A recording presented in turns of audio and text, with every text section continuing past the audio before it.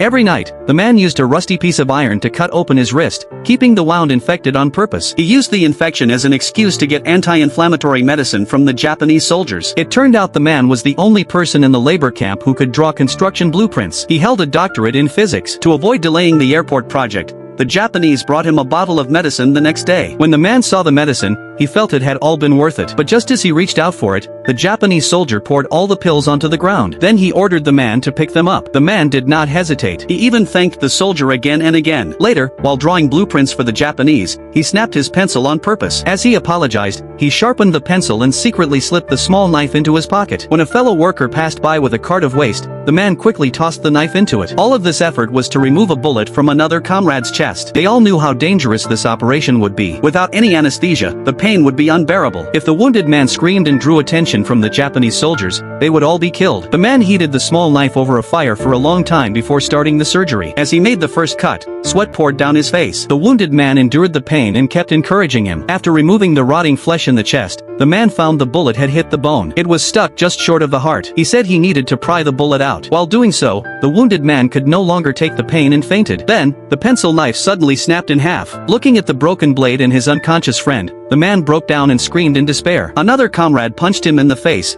bringing him back to his senses. After more than 10 minutes, the bullet was finally forced out. But as it came out, a stream of blood sprayed onto the man's face. The wounded man's breathing grew weaker and weaker. Before they could stitch him up, his chest stopped rising. They both knew they might have just lost him. With tears in his eyes, the man stitched up the wound, doing the final thing he could for his friend. That night, they stayed by his side, but the wounded man never woke up. The next morning, the man couldn't take it anymore. He felt he had killed his comrade. He was tired of living such a hopeless life. Luckily, another friend gave him new strength, hope that the guerrilla fighters would come to rescue them. What they did not know was that the guerrillas were already watching from a hidden place. They had a rescue plan ready and were preparing to take action.